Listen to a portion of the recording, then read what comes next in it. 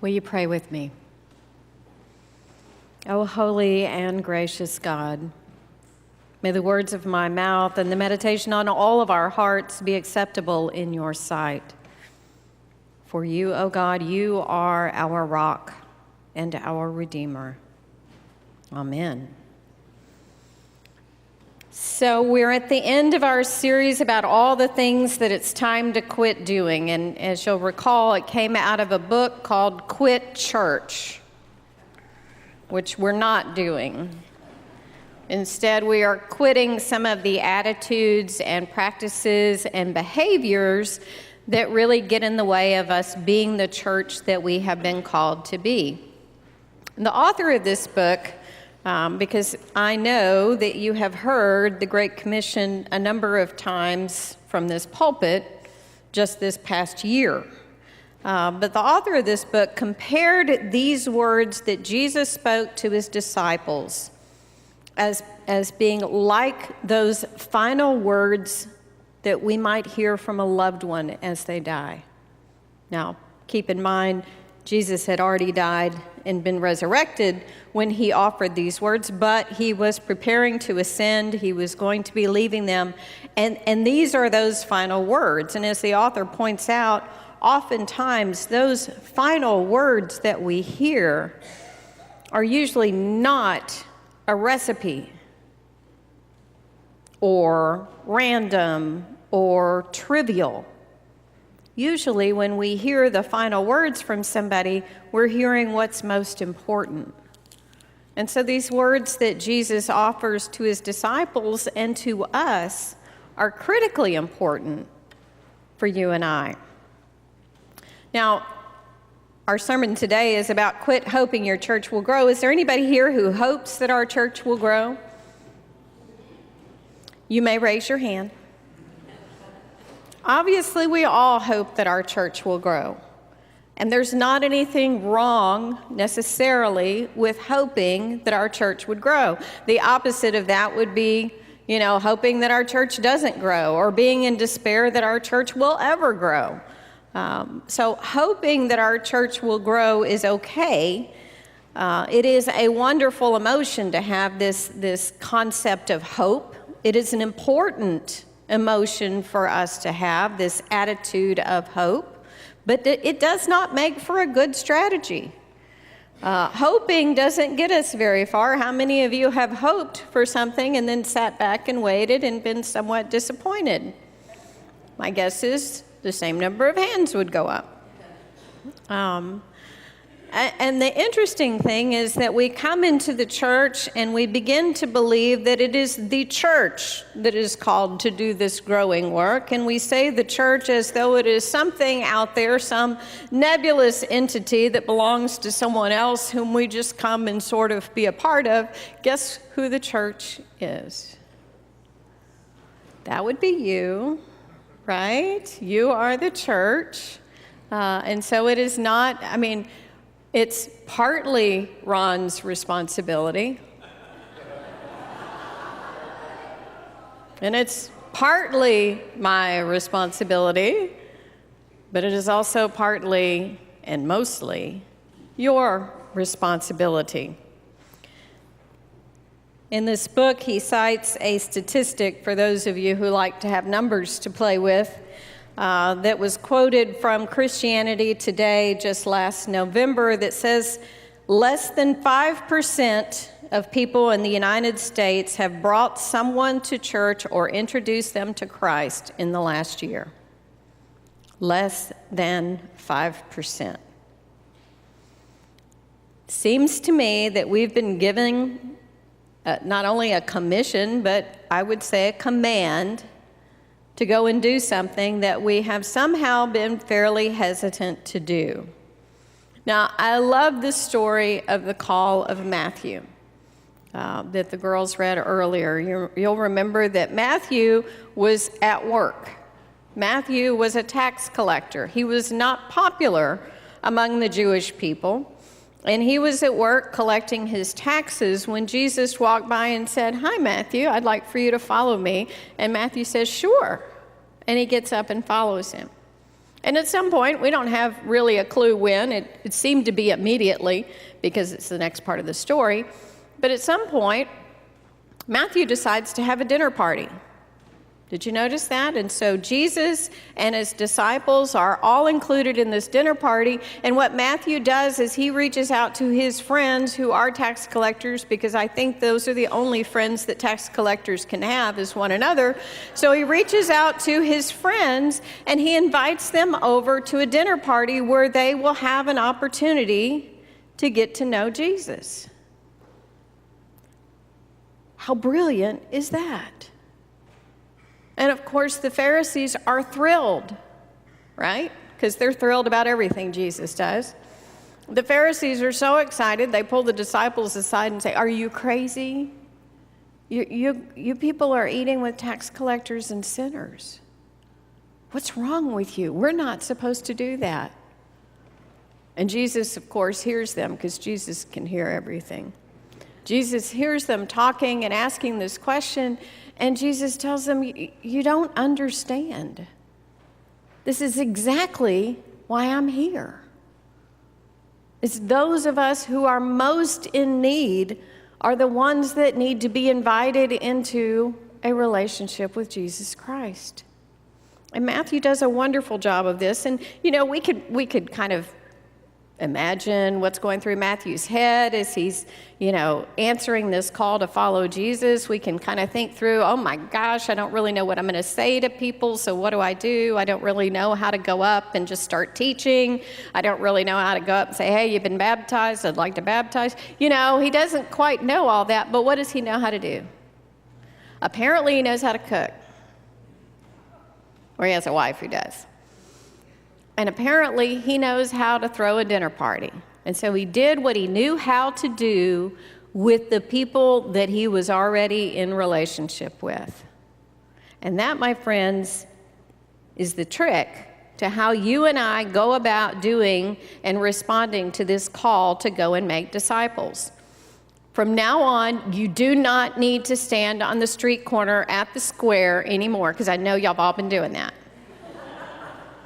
Right? Because that's not okay. Thank you. That's okay. But it's not something that you have to do. In fact, there's 3 things that we can see from this story about Matthew that can help us live more fully into our call to make disciples. The first thing is Matthew already had a circle of friends. How many of you have a circle of friends? Please, everybody, raise your hands. Thank you. So we all have a circle. We all have people that are part of our social networks. Maybe they're in our neighborhood. Maybe it's family. Maybe it's friends we've had forever or friends we just met last week. But we have people that we interact with, right? And so we spend time with them. The author calls it investing, but you and I are already doing that, where we spend time with people, seeking to get to know them and seeking to have that deeper relationship that we enjoy having with friends. That's true, right? So you already have people that you know. All of you knows at least one person, right? Okay. Yes. That was a not very resounding yes, but I'm going to take it anyway. All right, so we have this circle of friends, this pool of people already. So the next step then is to invite them. Invite them to worship. Invite them to some activity that you're a part of through the church. Invite them to something, to come and be a part of it. It is okay for you to say to people, "I go to church." I know we're a little funny about that, but it is perfectly okay for you to say that. My guess is you come to church because God has done something in your life, and surely you can give God a little bit of credit and say, "I found this church. God's been at work in me. Here's where things are going. I think you'd really enjoy the people, and I think you would really enjoy getting to know this God who's really done some pretty amazing things in my life." Really scary stuff there, right? That is super scary. Okay, so we invite them. Inviting is not enough. When I get asked this a lot, and I know that we kind of have made it a secret how to join. It's really not a secret. There's a place on the registration where you can say that. You know how to get a hold of the church office. We'll try to do a better job of making that easier for people. But the reason that we don't call you up at the end of the service and just open up and say, okay, who wants to join today, is because you can come to worship as many times as you want to. And if you join on one of those Sundays when you're here and all you do is just come to worship, it's not going to be long before you stop coming to worship. Worship is just a part of what it means to be in the church. The bigger part of that is the relationships that we build with one another. And so there's no test when you come see me to talk about joining the church. We're just going to sit down and talk about, hey, what do you like? What are you interested in? Have you thought about a Sunday school class? Have you thought about a small group? Where do you like to serve? And we try to get people connected, because it is the relationships that we have with one another that are really bringing us back every Sunday. Isn't that true for you? The answer is yes. Yes, the answer is yes. Here's the really fun thing about bringing somebody to worship for the first time. Now, I've shared this story about the first couple of times that Gene came to worship with me. Gene is my husband. And he came to worship when I was primarily preaching in the ministry center. And he was standing around after the service, and you know, he did grow up kind of going to church, but it hadn't been a big part of his life, and so it was kind of a strange and unusual experience for him to be in church. He thinks we pray a lot. We do. But he had somebody come up to him after the service and invite him to Sunday school. Now, my husband is about 6'3", 6'4", late 50s. And he looks at this person who's invited him to Sunday school, and he says, "Sir, do you know how old I am?" Right? Because in his mind, Sunday school was for children. He was like, "Really? I graduated already, like a long time ago." You know, but that was his first experience.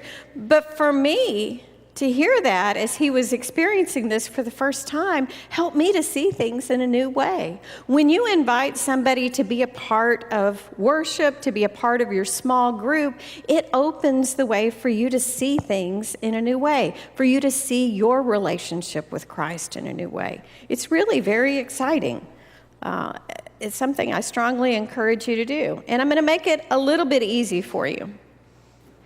We have, for some time now, had postcards that have information about our services, and we've recently updated it. And I have a whole stack of them here. In fact, in a minute I'll give them to the ushers so that we can have them at the doors on your way out. We keep them on the slat wall, which is right outside the office, as well as across the street. All you have to do is have a few of these cards to share with people you already know. You don't have to go find somebody you don't know. Just share it with somebody that you already know. Now, here's where I'm going to get a little pushy. Thanks. So in a little while, the registration pad is going to come by, and if you've already passed it, pass it again. There's space in there for you to list your prayer concerns, which I hope you will. Somewhere on there, here's what I want you to do. I want you to list the name of one person that you intend to invite to either worship or another activity. Maybe it's a small group, whatever it is. List the name of the person. You don't have to give me their details. You can just give me their name. List the name of somebody you intend to invite.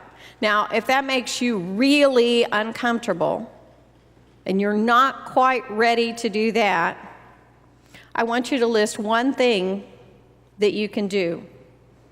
What other way will you step up? What did Matthew do? Matthew had a dinner party. Have a dinner party. Invite all your friends together. See if you can find a way to say Jesus. I bet you can.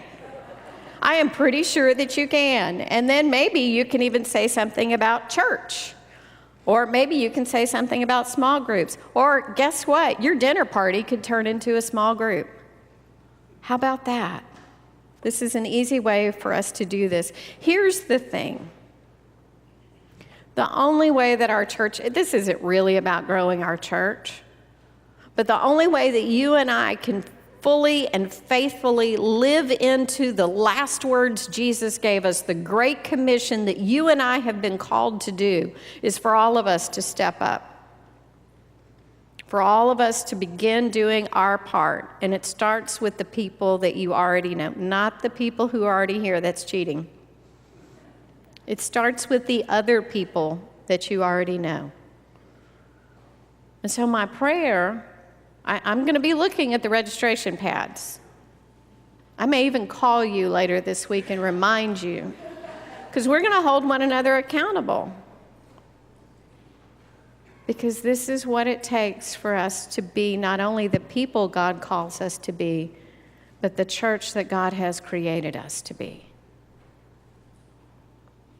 So, Holy God, give us the courage and the strength and the bravery to step up and do the part that you have given to each one of us. Amen.